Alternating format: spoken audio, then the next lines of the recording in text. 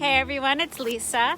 I am doing some foraging right in our yard today. So as you can see, we've got some gorgeous colors happening in the leaves on the trees in my neighborhood right now. A lot of the leaves on the ground,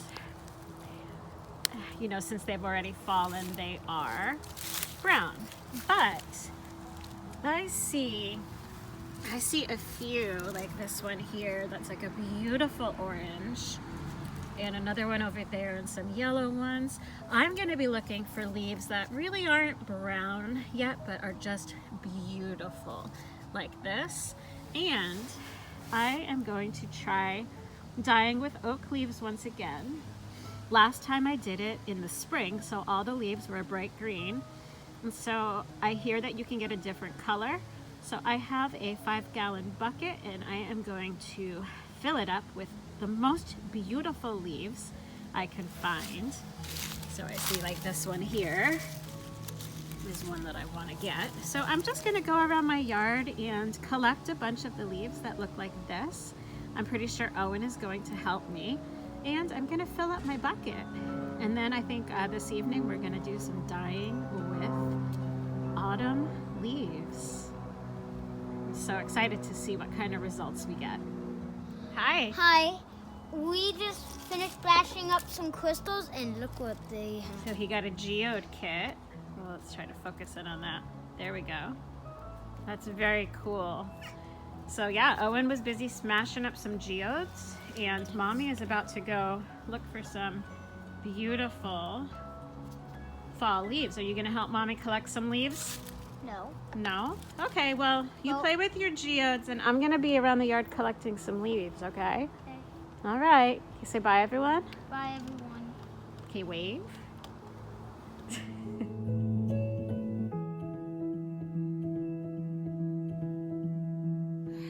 Okay, so I'm starting to lose light, and my back is hurting from bending over. But I'll show you my bucket in a minute. I've got almost a full 5-gallon bucket of beautiful leaves, and I just found this big branch that was just on the ground. Look at how beautiful these are. So, you know, the leaves that I've been looking for, those leaves that are like the ones that stand out in the pile, the ones that you just can't help but notice. You know, the freshly fallen leaves that have just interesting colors to them. I'll be able to get the brown dead leaves, you know, anytime coming up soon, but this is like a little window, and I just want to see you know, what kind of color I can get when the leaves are looking like this. So I am going to take these leaves off the branch and add them to my bucket and call it a forage. So this is my bucket so far. I've got a nice mix of leaves in here, oranges and reds, and the occasional green, occasional really bright red. So I am about to add the leaves from this branch into the bucket. And then this evening I'm gonna chop them all up and get them soaking in water.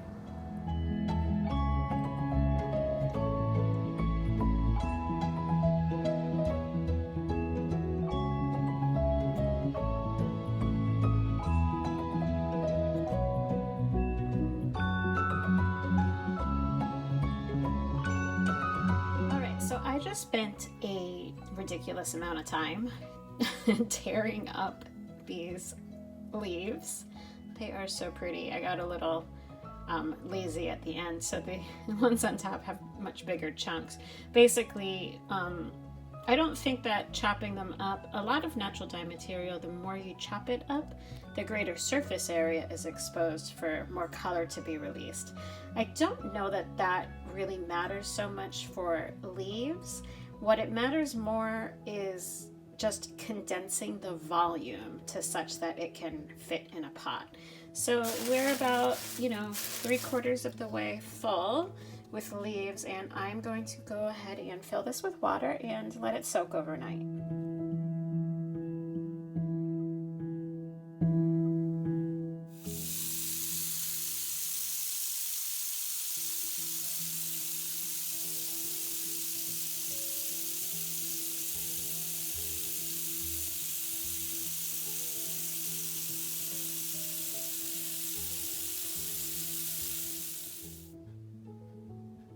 All right, so this pot is all filled with water now. I filled it almost to the top. It's a 14 liter or 14 quart pot. And I've got the water right up to that 14 quart line. So I put a ton of leaves in there. I figure that when I remove the dye material, it will be a little bit less liquid than that. So I am just going to let this soak overnight. And then in the morning, while I am getting ready for my day, I am going to heat it up.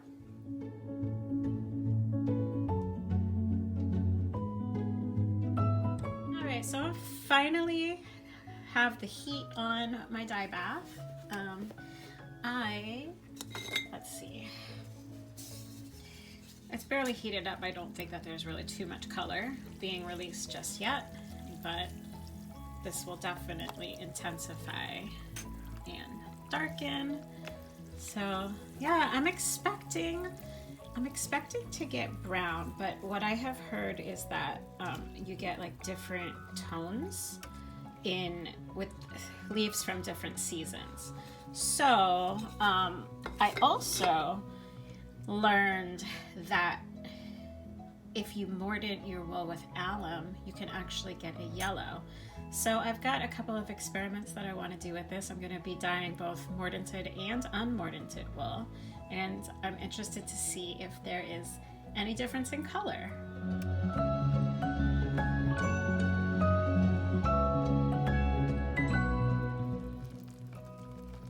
I'm just checking in on my dye bath here. This has been simmering for more than an hour now, and it is, well, now it's hard to see because of all the steam. Ooh, but it is like turning a nice amber color in there. We're getting a lot of saturation of color.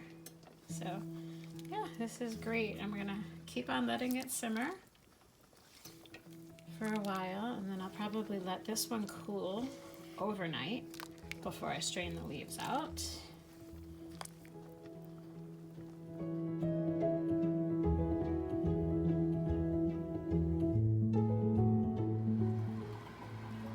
Okay, so with my husband's help, we have strained the leaves out of the dye bath, and it's hard to see that color, so I went ahead and put it in a jar so that you guys can see that. And so this is nice and cool. I've got yarn ready to go in, so I am going to go ahead and I'm going to put in a mixture of unmordanted and alum mordanted wool, because I'm supposed to get shades of brown with the unmordanted wool, but from what I have seen other people do is they get shades of like a golden yellow if you mordant it with alum. So I've got a couple that are unmordanted, I've got a couple that have been mordanted with alum, and I've got some where I tried to like kind of do a half skein mordant with the alum in an after bath before I dump the mordant bath. So we'll see how this turns out.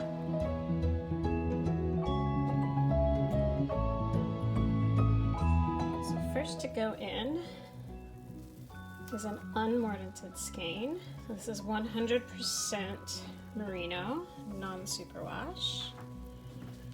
So that's what I'm expecting from this one. And I'm going to go grab one of the alum mordanted skeins and see if, I don't know if there will be an immediate difference or if it will take heating up or not. So let's go check that out. Okay, so now this one has been mordanted with alum. And let's see, is there any, let's say that there's a difference. Let's see, side by side here. No, I think that there's going to be a difference. I mean, it's hard to tell. In my left hand, I've got the unmordanted, and then in the right hand, I've got mordanted. So yeah, so I think we're gonna get some different tones. All right, so I am going to we're gonna let these sit in here. I'm gonna add 2 more skeins to this dye bath here, and 2 of the other kinds. So 1 mordanted and 1 unmordanted. And yeah, that'll be the first dye bath.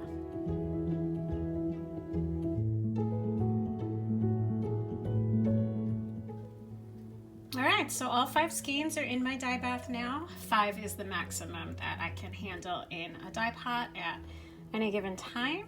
So I am going to turn this up to a medium heat and allow it to slowly come to a simmer. And then I'm going to hold the simmer at a slightly lower temperature for about an hour.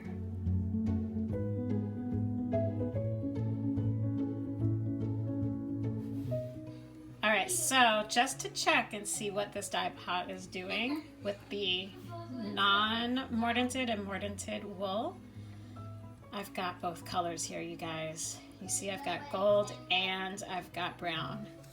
So that is really, really exciting. Oh, something's working today at least. Yay!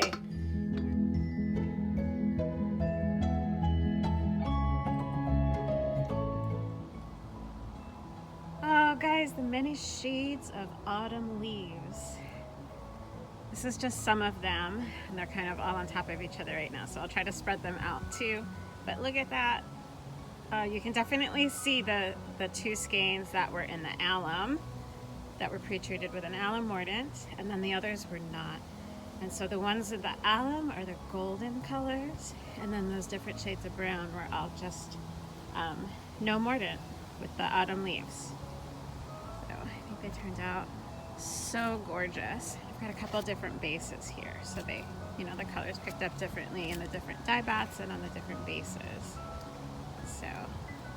So cool, right? Love it. I'm so happy with these. So this is on the singles base. That's how it all picked up. So gorgeous. I love those golds. Oh my gosh, so much. I love them together. I think it's so cool that these were in the same dye bath. And I got such different colors depending on the treatment. And then these are the other base, the Silk Alpaca Merino base. And oh my gosh, especially this one on the right that was in the first dye bath, those 2 on the right. First dye bath, 2 on the left, second dye bath. It's just such rich, beautiful shades. Love these so much. So then I skeined up right now the singles.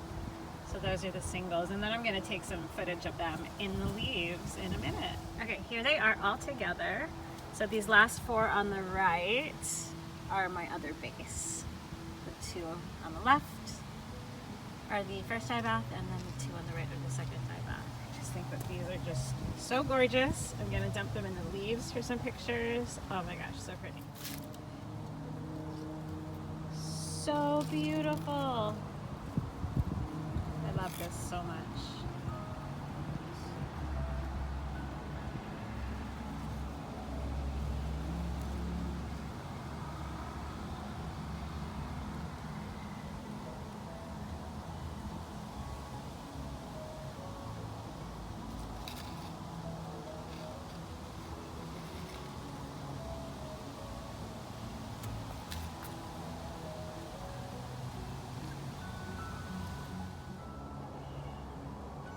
So then these are some sock yarn skeins using the exhaust baths from the leaves. So they are much more subtle, but still quite beautiful. I think these will look really beautiful up against the leaves as well. So these are the skeins from the Autumn Leaves Exhaust Bath. The ones that look a little bit more yellow were mordanted with alum, and the others were not mordanted with anything. The these two over here are actually singles based from the exhaust bath, and then from here all the way on is sock yarn. So merino recycled nylon blend. So such pale colors, but so beautiful. Very like winter, I think. And here's the Autumn Leaves Exhaust Bath in front of the leaves. It's just so subtle and so beautiful. So pretty. I hope you love these as much as I do. Thank you so much for watching. Bye-bye.